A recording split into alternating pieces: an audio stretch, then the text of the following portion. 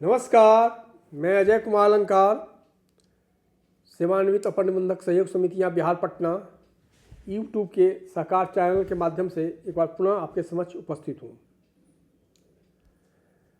आज भी मैं पूर्व की तरह बिहार सहकारी सोसाइटी अधिनियम 1935 यथा संशोधित की कई प्रावधानों की चर्चा आपसे करूंगा। इस चर्चा के क्रम में मेरे हाथ में चाय का कप है या लेमन टी है, नींबू की चाय है, जो स्वास्थ्य के लिए काफ़ी लाभदायक माना जाता है। चर्चा के साथ साथ मैं चाय की चुस्की भी लूँगा और इसके लिए आपसे क्षमा चाहूँगा। तो मैं आज के अंक में बिहार सहकारी सोसाइटी अधिनियम 1935 के अध्याय 6 की चर्चा करूँगा। Chapter 6D, one of the most important chapter of the act. यह अध्याय 6D 6 मूल अधिनियम में नहीं था। इसे 2008 में जब बिहार सहकारी सोसाइटी अधिनियम में संशोधन किया गया तो इस चैप्टर 6D को लाया गया और यह चैप्टर टोटली कंप्लीटली अल्पकालीन सहकारी साख संरचना से संबंधित समितियों के लिए है। इसके उपबंध केवल अल्पकालीन सहकारी साख संरचना की समितियों पर लागू होंगे, अन्य समितियों पर नहीं लागू होंगे। यह हमें स्पष्ट हो जाना चाहिए और हम यह जानते हैं, एक बार मैं पुनः रिपीट कर देना चाहता हूं कि अल्पकालीन सहकारी साख संरचना के अंतर्गत प्राथमिक स्तर पर पैक्स, केंद्रीय स्तर पर जिला केंद्रीय सहकारी बैंक और राज्य अथवा शीर्ष स्तर पर राज्य सहकारी बैंक शामिल हैं। तो इसके जो उपबंध हैं इन्हीं 3 तरह की सहकारी समितियों पर लागू होंगे। और एक महत्वपूर्ण बात यह है कि इसमें जो भी इस चैप्टर 6D में उपबंध समाहित हैं उनका ओवरराइडिंग इफेक्ट अधिनियम के अन्य प्रावधानों और नियमावली के अन्य प्रावधानों और यहाँ तक कि बिहार स्वावलंबी सहकारी समिति अधिनियम 1996 के प्रावधानों पर भी होगा। कहने का अभिप्राय है कि यदि इस चैप्टर 6D में शामिल उपबंधों से अधिनियम के अन्य अध्यायों में कोई टकराव हो तो इस अध्याय के उपबंध लागू होंगे, प्रभावी समझे जाएंगे। और मैं एक एक करके प्रावधानों की चर्चा करता हूँ।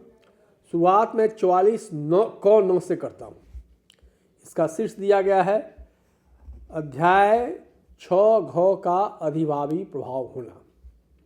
अब यह कहता है, क्या कहता है इसको भी आपको देखने की जरूरत है। यह स्पष्ट करता है कि इस अधिनियम के किसी भी दूसरे अध्याय अथवा बिहार स्वावलंबी सहकारी समिति अधिनियम 1996 या निर्मित नियमावली या निर्गत आदेश में किसी प्रतिकूल या असंगत बात होने पर भी इस अध्याय के प्रावधानों का अधिभावी प्रभाव होगा, ओवरराइडिंग इफेक्ट होगा। पहला क्लॉज की शुरुआत भी इसी से होती है कि प्रावधानों का ओवरराइडिंग इफेक्ट होगा। अब मैं दूसरे प्रावधान पर आता हूँ। मैं आपसे चर्चा हिंदी एडिशन के माध्यम से कर रहा हूँ, तो हिंदी एडिशन में 44 में क्या प्रावधान है इसको देखना है। तो इसका शीर्ष क्या कहता है? इसका शीर्ष कहता है कि प्राथमिक कृषि साख सोसाइटी के जमाकर्ताओं एवं उधारकर्ताओं के लिए सस्ता सुनिश्चित करना। 44 का शीर्ष यह कहता है कि प्राथमिक कृषि साख समितियों के जमाकर्ताओं या उधारकर्ताओं के लिए सहकारी साख समिति की सस्ता सुनिश्चित करना। इसको समझने की जरूरत है।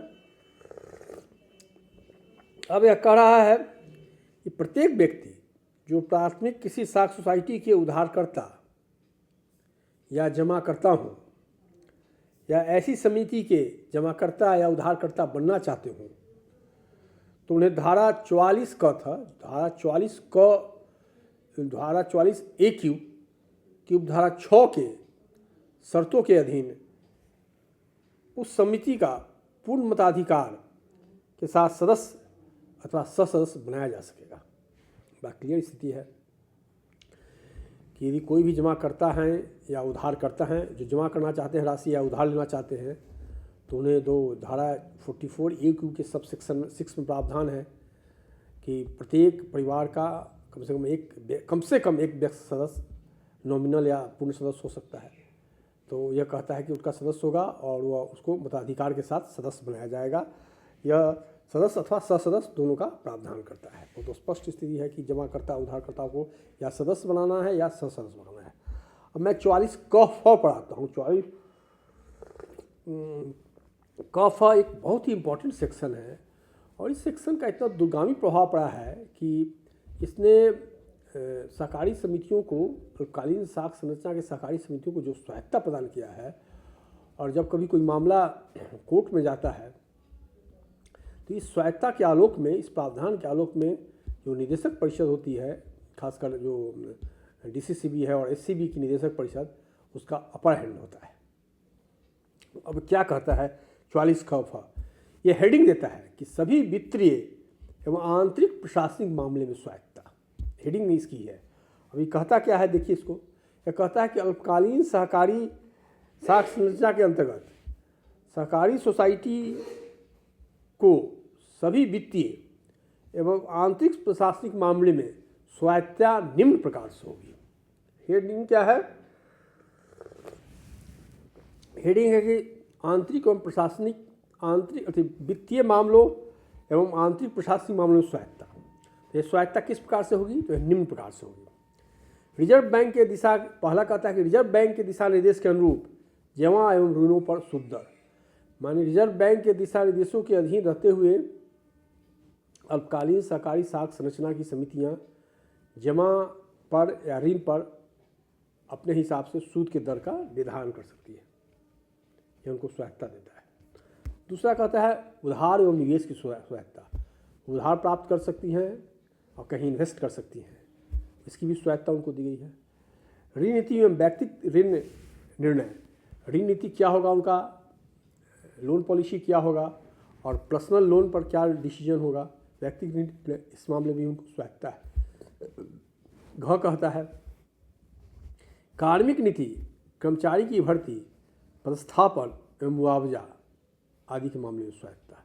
और फिर अंकेक्षकों की नियुक्ति एवं अंकेक्षण के लिए क्षतिपूर्ति और आंतरिक नियंत्रण प्रणाली, अंकेक्षकों की नियुक्ति का भी उनको स्वायत्ता है कि वो डिसाइड कर सकते हैं कि किसको अंकेक्षण बनाना है और उसको क्या राशि वो देंगे।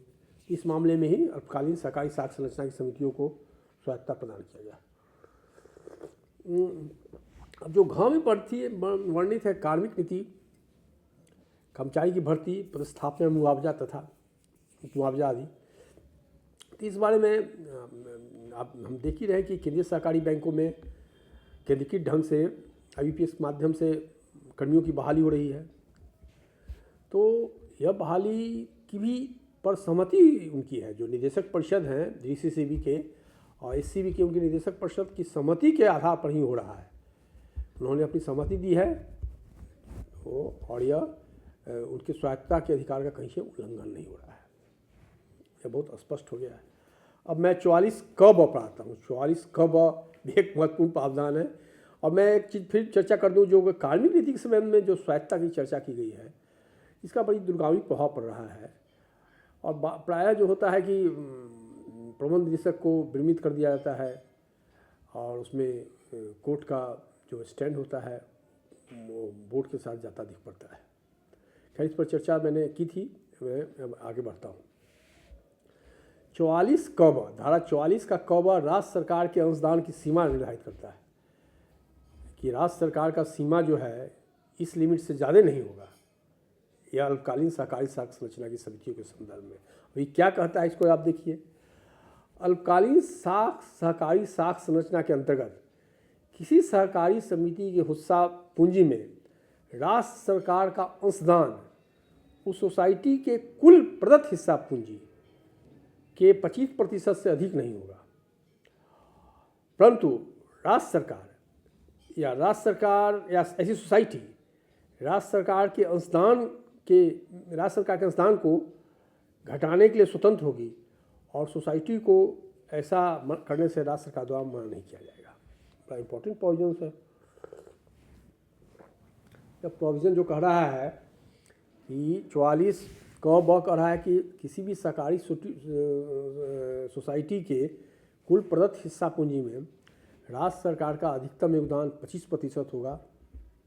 और साथ ही यदि राज्य सरकार चाहे तो उसको घटा ले या सोसाइटी चाहे तो उसको घटा दे, और यदि सोसाइटी घटाना चाहती है तो राज्य सरकार मना नहीं कर सकती है। इसका एक असर जो मैं देख रहा हूँ कि प्रायः पहले तो होता था कि काफ़ी शेयर कैपिटल के रूप में काफ़ी पूंजी राज्य सरकार देती थी, लेकिन जब से लिमिट हो गया है तो जिन सहकारी समितियों में 25% का सीमा पहुंच चुका है वहाँ शेयर के रूप में राज्य सरकार सहायता नहीं कर सकती है। यही कारण है कि अभी जो भागलपुर केंद्रीय सहकारी बैंक का जो विगत वर्षों में रिकैपिटलाइजेशन किया गया है लगभग 94 करोड़ का, वह सहाय अनुदान के रूप में दिया गया है, न कि शेयर के रूप में। कि शेयर के रूप में तो बंधन लग गया है कि 25%, और अधिकांश डीसीसीबी और हमको लगता है एससीबी भी इस सीमा के अंतर्गत आ चुके हैं। तो यहाँ सहकारी बैंक के पुनर्निर्माण की कोई राज्य सरकार की योजना हो या वित्तीय सहायता की कोई योजना हो तो शेयर मद में बहुत राशि देने की गुंजाइश नहीं है, रह गई है। इसका इस प्रोविज़न का एक असर यह भी है। अब मैं आगे बढ़ता हूँ। अब मैं 44 क भाव पर आता हूँ, इम्पोर्टेंट है। 44 भाव कहता है कि सरकार द्वारा मनोनीत सदस्यों की संख्या एवं उस पर प्रतिबंध। प्रबंध समिति का जब हम चर्चा कर रहे थे उसमें हमने डिस्कस किया था कि सरकार को किसी भी सहकारी समिति में 3 सदस्यों को मनोनीत करने का अधिकार है। आपको याद होगा कि हमने स्पष्ट चर्चा किया था कि 3 सदस्य को मनोनीत कर सकते हैं, लेकिन इस उपबंध में सरकार के उस अधिकार का भी इरोजन हो गया है। अब यह क्या कहता है? यह कहता है, इसको जैसा आप देख लीजिए, राज्य सहकारी बैंक में तथा केंद्रीय सहकारी बैंकों के प्रबंध समिति में सरकार का केवल एक नामी सदस्य होगा। बस एक आदमी को ही आप नॉमिनेट कर सकते हैं। Government of Bihar state, Bihar government किसी डीसीसीबी में और एससीबी में केवल एक नॉमिनी को ही नॉमिनेट कर सकते हैं अपना। यह 44 क भ की धारा 1 में है। और 44 क भ की धारा 2 की ओर देखें तो कहता है कि प्राथमिक कृषि साख सोसाइटी के प्रबंध समिति में सरकार का कोई नामी सदस्य नहीं होगा, कोई नॉमिनी नहीं होगा। एक और तो हमने जहाँ चर्चा किया था प्रबंध समिति के गठन में के संदर्भ में, तो उसमें हमने कहा था कि राज्य सरकार को एक्ट के प्रोविजन के अनुसार बताया था कि राज्य सरकार 3 सदस्यों को नामित कर सकता है, लेकिन राज्य सरकार यह राइडर का काम कर रहा है अल्पकालीन सहकारी साख संरचना के में, और डीसीसीबी और एससीबी में राज्य सरकार मात्र एक व्यक्ति को नामित कर सकती है, नॉमिनेट कर सकती है, और पैक्स में वो किसी व्यक्ति को नामित नहीं कर सकती है। यह बहुत स्पष्ट स्थिति हो गई है। अब मैं 44 क में पाता हूँ, उसकी चर्चा भी आपसे कर देना जरूरी समझता हूँ। यह संबद्धक सोसाइटी की सदस्यता के बारे में उल्लेख करता है। अब 44 क की उपधारा 1 में क्या कहा गया है इसको भी जानने की जरूरत है। कहता है कि सरकार द्वारा अधिसूचित एवं यथाविहित प्रावधान किए जाने पर बिहार सहकारी सोसाइटी अधिनियम 1935 के तहत निबंधित अल्पकालीन सहकारी साख संरचना के अंतर्गत सहकारी समिति, बिहार स्वावलंबी सहकारी समिति अधिनियम 1996 के अधीन निबंधित समिति को संबद्धक समिति बना सकेगी। स्पष्ट प्रावधान है कि जो 1935 के अधिनियम के अंतर्गत अल्पकालीन सहकारी साख संरचना की जो समितियां हैं वह 1996 के अधिनियम के अंतर्गत निबंधित समिति को संबद्धक समिति बना सकती है। यह भी प्रावधान 2008 के एक्ट में किया गया है। या 44 क म के धारा की उपधारा 1 में किया गया है, उपधारा 1 के क में किया गया है। अब ख में क्या प्रोविजन है इसको देख लीजिए। सरकार द्वारा अधिसूचित एवं यथाविहित प्रावधान किए जाने पर बिहार स्वावलंबी सहकारी समिति अधिनियम 1996 के अधीन निबंधित अल्पकालीन सहकारी साख संरचना अंतर्गत इस अधिनियम के अधीन निबंधित संबद्धक समिति का सदस्य बनाया जा सकेगा। स्वावलंबी सहकारी समिति के बारे में कहता है। अब 44 क म की उपधारा 2 में क्या लिखा है इसको भी जरा देख लें। अल्पकालीन सहकारी साख संरचना के अंतर्गत सहकारी समिति अपने पसंद की संबद्धक समिति का सदस्य हो सकता है अथवा संबद्धक हो सकता है अथवा उस समिति की सदस्यता छोड़ सकता है। बड़ा स्पष्ट है। यह कहता है कि अल्पकालीन साख संरचना के अंतर्गत जो सहकारी समिति है अपने पसंद की संबद्धक समिति का सदस्य हो सकता है अथवा फिर उस समिति की सदस्यता को भी छोड़ सकता है। यह स्पष्ट अधिकार दे रहा है, समझने की जरूरत है। टैक्स ने यदि डीसीसीबी से संबद्ध है तो चाहेगा तो उस संबद्धता को छोड़ भी सकता है। अब मैं 44 ख पर आता हूँ जो कार्य क्षेत्र से संबंधित प्रतिबंध को विलोपित करता है। 44 ख का क्या कहता है? 44 ख का कहता है कि अल्पकालीन सहकारी साख संरचना के अंतर्गत किसी सहकारी सोसाइटी को व्यवसाय करने के लिए कार्य क्षेत्र के संबंध में कोई प्रतिबंध नहीं रहेगा। जो अल्पकालीन सहकारी साख संरचना की समितियां हैं, व्यवसाय करने के लिए वे कार्य क्षेत्र के सीमा से मुक्त होंगी। और इसी प्रावधान के अंतर्गत हम दे रहे हैं कि एक पैक्स है जो दूसरे पैक्स में भी जाकर खरीदारी करता है, एक पैक्स से जो दूसरे पैक्स के सदस्यों से भी खरीदता है। मैंने व्यवसाय के मामले में उनको एरिया ऑफ ऑपरेशन की सीमा से मुक्ति दी गई है, यह स्पष्ट प्रावधान है। अब 44 ख पाइए। 44 ख क्या कहता है? जमा निवेश की स्वतंत्रता। यह कहता है कि अल्पकालीन सहकारी साख संरचना के अंतर्गत सोसाइटी को अपनी निधि से रिजर्व बैंक के द्वारा बनाए गए दिशा निर्देश के अनुसार किसी भी वित्तीय संस्था में निवेश अथवा जमा करने की स्वतंत्रता होगी। मतलब रिजर्व बैंक के जो दिशा निर्देश है उसके आलोक में वह किसी भी वित्तीय संस्था में अपनी निधि को निवेश कर सकता है या जमा कर सकता है, इस पर कोई बंधन नहीं है, कोई रोक नहीं लगा सकता। अब 44 ख ग में आइए। 44 ख ग तो जो मैंने 44 ख पढ़ा, 44 ख क एरिया ऑफ ऑपरेशन में उसको स्वतंत्रता देता है। 44 ख जमा करने और निवेश करने की स्वतंत्रता देता है। अब 44 ख ग उधार लेने की स्वतंत्रता देता है।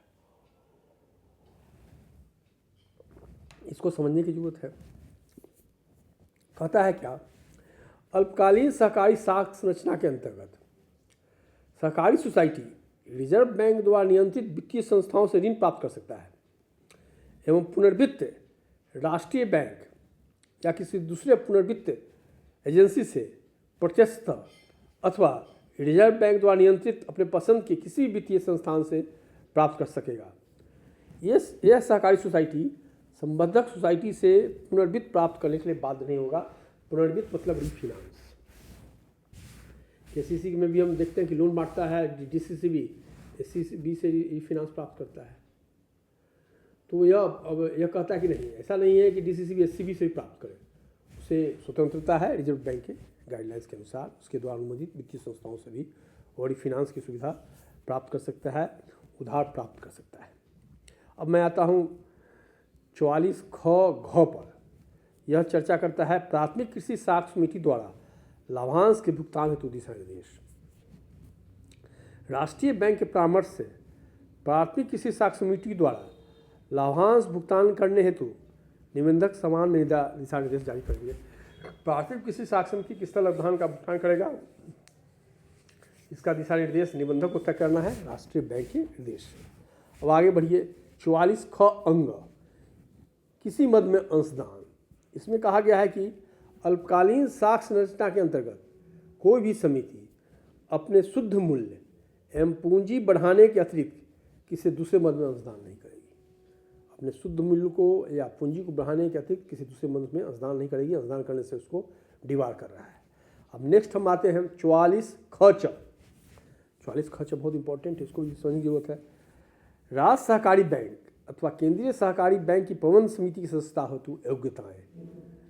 कि राज्य सहकारी बैंक या केंद्रीय सहकारी बैंक की सदस्यता हेतु क्या योग्यता है प्राथमिक समितियों की या फिर केंद्रीय समितियों की, इसका जिक्र करता है।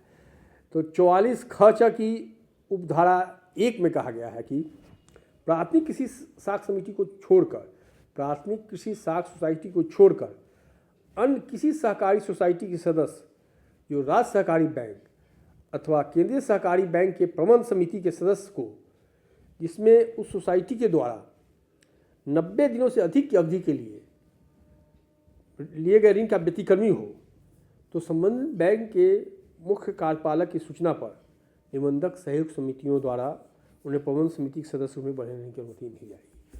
कहता है कि एससीबी में या जिला केंद्रीय सहकारी बैंक में प्राथमिक कृषि साख समिति को छोड़कर किसी अन्य सहकारी समिति के सदस्य हैं और वे ऋण के मामले में जो 90 दिन से अधिक यदि व्यतिक्रमी हो जाएं कोई लिए गए ऋण के संदर्भ में, वह सहकारी उसका सोसाइटी वह सहकारी सोसाइटी, तो जो सोसाइटी का मुख्य कार्यपालक होगा, जैसे डीसीसीबी के संदर्भ में एमडी, डीसीसीबी का एमडी और एससीबी के संदर्भ में एससीबी का एमडी, तो वह निबंधक को सूचना देगा और निबंधक द्वारा ऐसे सदस्यों को सदस्य के प्रबंध समिति का सदस्य के रूप में बनाने की अनुमति नहीं दी जाएगी।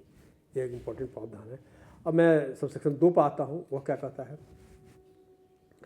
अल्पकालीन साख संरचना के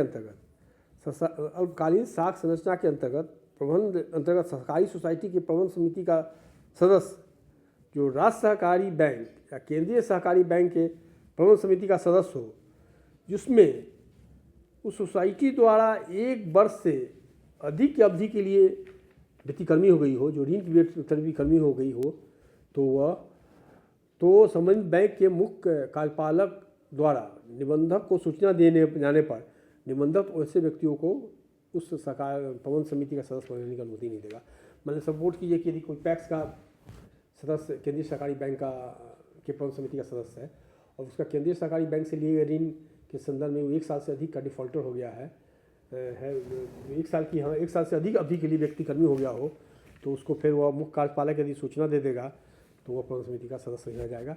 यही बात DCCB के लिए भी संदर्भ में लागू होता है। अब मैं उपधारा 3 पर आता हूँ। उपधारा 3 क्या कहता है?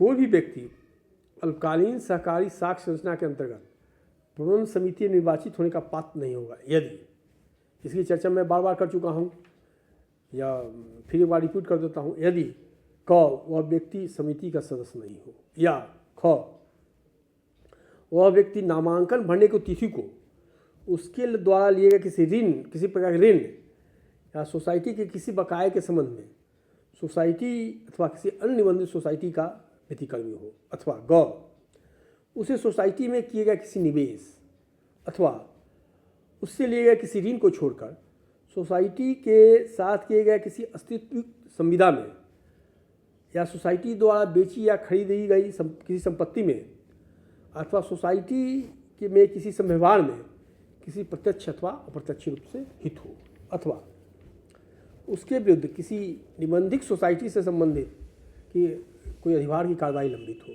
अथवा अंग उसके विरुद्ध किसी निबंधित सोसाइटी के संव्यवहार से संबंधित कोई दंडात्मक कार्रवाई लंबित हो जिस पर संज्ञान ले लिया गया। अब मैं उपधारा 4 पर आता हूँ। उपधारा 2 में किस तरह से 3 में किस तरह से योग्यताओं का उल्लेख किया गया है, इसकी मैंने चर्चा की। 4 में है कि किसी निर्वाचित व्यक्ति को सरकारी साख संरचना के अंतर्गत प्रबंध समिति का सदस्य या पदधारक के रूप में कार्य करने की अनुमति नहीं दी जाएगी यदि वह 1 वर्ष से अधिक अवधि के लिए सोसाइटी के भुगतान के संबंध में व्यक्तिकर्मी हो और जब तक सोसाइटी का बकाया राशि सूद सहित उसके द्वारा जमा नहीं किया जाता हो। यह भी प्रोविजन है, यह योग्यता है, इसको भी देखने की जरूरत है। अब 44 ख 6 पाइए। 44 ख 6 का बहुत इंपॉर्टेंट प्रोविजन है जो अल्पकालीन सहकारी साख संरचना का आक्रमण की चर्चा करता है। 44 ख 6 यह कहता है कि राज्य सहकारी बैंक या केंद्रीय सहकारी बैंक के प्रबंध समिति का अवकरण इस अधिनियम की धारा 41 के अंतर्गत निबंधक द्वारा रिजर्व बैंक के परामर्श से किया जाएगा। बिना रिजर्व बैंक के परामर्श से DCCB या SCB के प्रबंध समिति को सुपरसीड कर नहीं निबंधक कर सकते।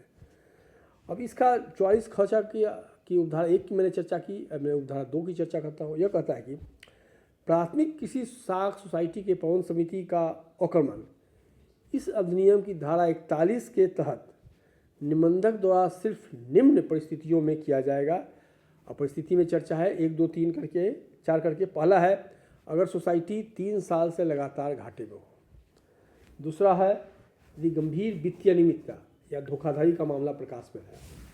तीसरी बात है यदि इस परिणाम का न्यायिक निर्देश हो, कोई न्यायिक ऑर्डर हो, या यदि लगातार 3 बैठकों में गन पूर्ति का अभाव रहा हो। 3 कंडीशन की चर्चा कर रहा है पैक्स के लिए। अब आगे मैं बढ़ता हूँ। 44 ख निर्वाचन का उल्लेख करता है। मैंने आपको बताया था कि 2008 में जब अमेंडमेंट हुआ था तो बिहार राज्य निर्वाचन प्राधिकार की स्थापना हुई और इसको दिया गया निर्वाचन कराने का अधिकार अल्पकालीन सहकारी कृषि साख समितियों के प्रबंध कराने के निर्वाचन का अधिकार। मैं पढ़ देता हूँ। 44 ख की उपधारा 1 में कहा गया है कि अल्पकालीन साख संरचना के अंतर्गत सहकारी सोसाइटी का निर्वाचन वर्तमान प्रबंध समिति के कार्यकाल के समाप्ति के पूर्व कराया जाएगा तथा प्रबंध समिति के अवक्रमण की स्थिति में निबंधक उस अवक्रमण की तिथि से 6 महीने के अंदर निर्वाचन कराने का कार्य करेंगे।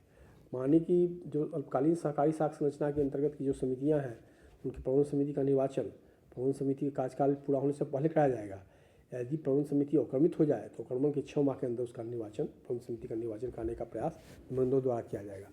वर्तमान समय में भी बहुत सारे पैक्स हैं जिनका कार्यकाल में 2, 4, 5, 8 दिन बचा हुआ है, लेकिन चुनाव की प्रक्रिया जारी है चूँकि कार्यकाल पूरा होने के बाद चुनाव का लेना है। अब मैं 44 ख ज की उपधारा 2 पढ़ाता हूँ, उसमें क्या चर्चा है उसको आप देखिए।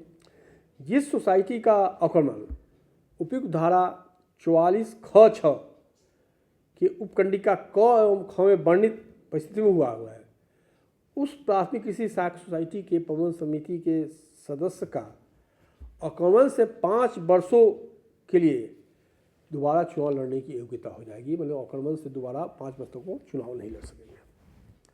अब मैं 44 ख ज पढ़ाता हूँ जो विवेकपूर्ण मानक से संबंधित है। विवेकपूर्ण मानक है जो कि कहता है कि निबंधक द्वारा सभी प्राथमिक कृषि साख सोसाइटी के पूंजी का रिस्क वेटेड एसेट रेशियो सहित विवेकपूर्ण मानक का निर्धारण राष्ट्रीय बैंक के परामर्श से विशिष्ट रूप से किया जाएगा। या विवेकपूर्ण मानक के निर्धारण के निबंधक के अधिकार की चर्चा करता है। और 44 ख या निदेशकों एवं मुख्य कार्यपालक पदाधिकारियों की बर्खास्तगी का प्रावधान करता है। और यह क्या कहता है देखिए, 44 ख या की उपधारा 1 में कहा गया है कि राज्य सहकारी बैंक अथवा केंद्रीय सहकारी बैंक के प्रबंध समिति के सदस्य या मुख्य कार्यपालक अधिकारियों के लिए भारतीय रिजर्व बैंक द्वारा निर्धारित मापदंड को पूरा करना होगा। हालांकि अब ये पूरा नहीं हो रहा है, न तो प्रबंध निदेशक और न ही जो वर्तमान बोर्ड है जो भारतीय BR एक्ट में जो मानक निर्धारित किए गए हैं उसको की पूर्ति नहीं कर रहा है। अब इसमें क्या फिर उपधारा 2 की ओर मैं आता हूँ। कोई व्यक्ति राज्य सहकारी बैंक अथवा केंद्रीय सहकारी बैंक की समिति के सदस्य अथवा मुख्य कार्यपालक पदाधिकारी जो रिजर्व बैंक द्वारा निर्धारित मापदंड को पूरा नहीं करती हों उक्त पद के लिए अयोग्य माने जाएंगे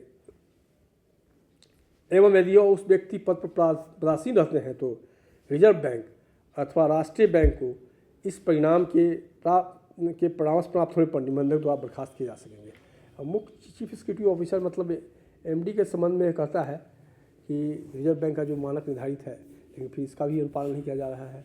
और बहुत सारे लोग ऐसे MD बने हुए हैं जो रिजर्व बैंक के मानक पर कहीं भी खड़े नहीं उतरते हैं। इवन की कई जगह MD हैं जो जस्ट अभी BCO से प्रमोशन के याद में के रूप में गए हैं। खैर चलिए, तो सरकार का निर्णय है, इसमें हम लोग क्या टिप्पणी कर सकते हैं। और मैं आगे बढ़ता हूँ। अब 44 ख पर मैं आता हूँ।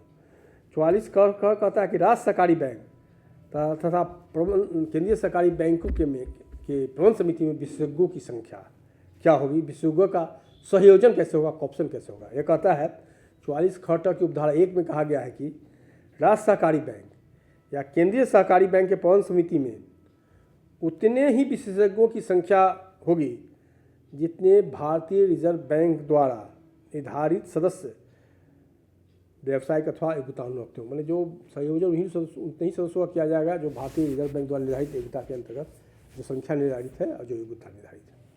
फिर अब 44 ख के उधार 2 में पर मैं आता हूँ।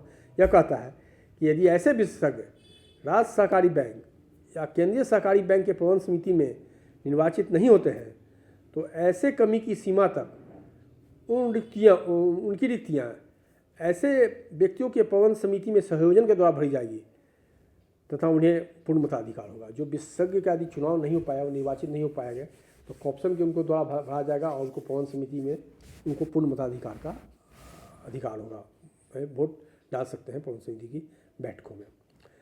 अब मैं 44 ख पढ़ाता हूँ। यह लेखा और अंकेक्षण की चर्चा करता है। कहता है कि राज्य सहकारी बैंक या केंद्रीय सहकारी बैंक अपनी लेखा का अंकेक्षण राष्ट्रीय बैंक द्वारा अनुमोदित पैनल के संधि लेखाकार चार्टर्ड अकाउंटेंट से कराएगा। जो है राष्ट्रीय बैंक जो अनुमोदित कर देता है संधि लेखाकार का पैनल, उसी से कराया जाता है। 44 ख राज्य सहकारी बैंक केंद्रीय सहकारी बैंक का विशेष अंकेक्षण एक बहुत इंपॉर्टेंट सर्कुलर है, कई बार कराया गया है।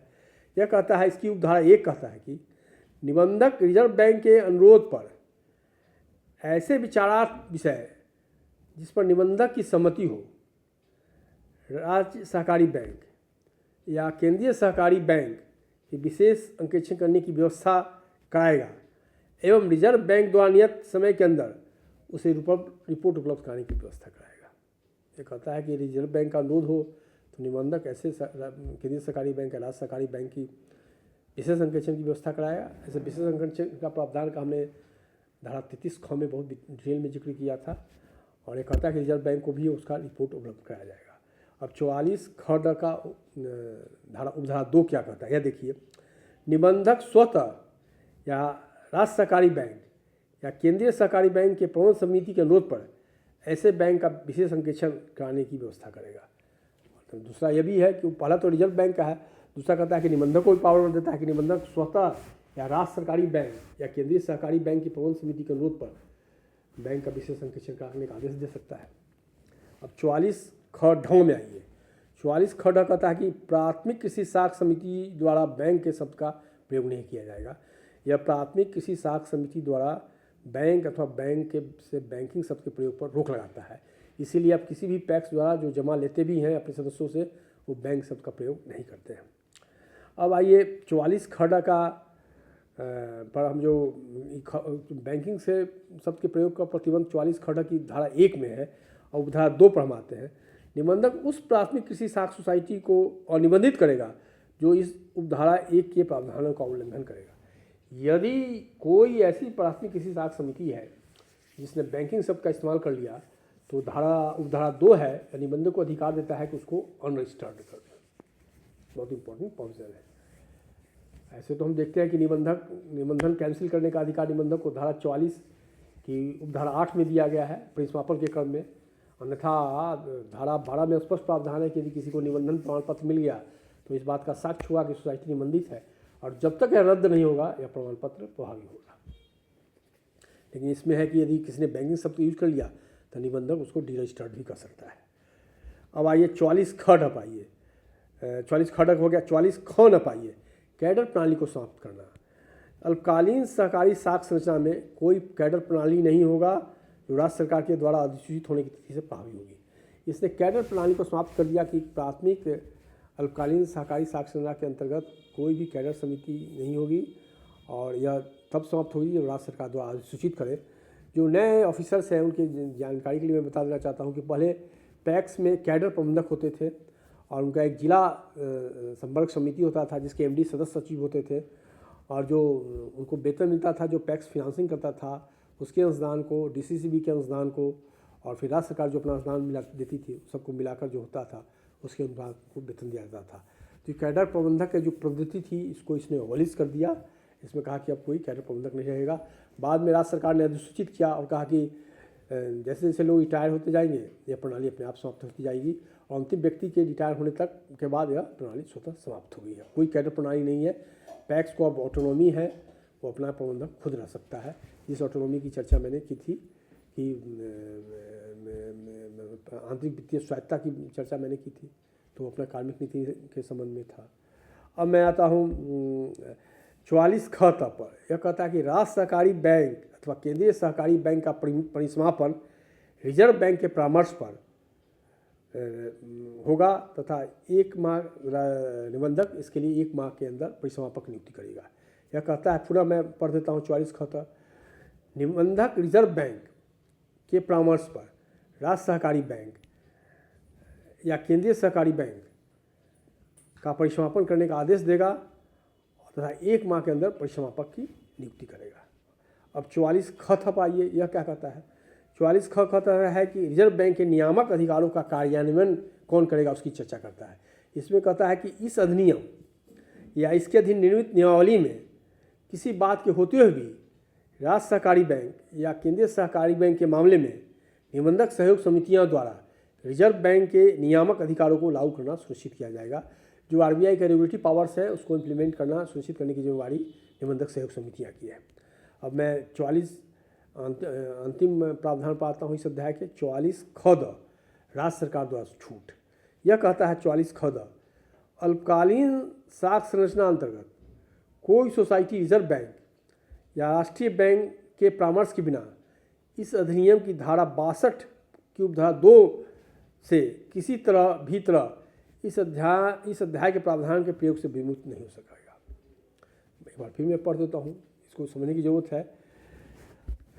44 ख कहता है कि अल्पकालीन साख संरचना के अंतर्गत कोई सोसाइटी रिजर्व बैंक या राष्ट्रीय बैंक के परामर्श के बिना इस अधिनियम की धारा 62 की उपधारा 2 में किसी भी तरह इस अध्याय के प्रावधान के प्रयोग से विमुक्त नहीं हो सका।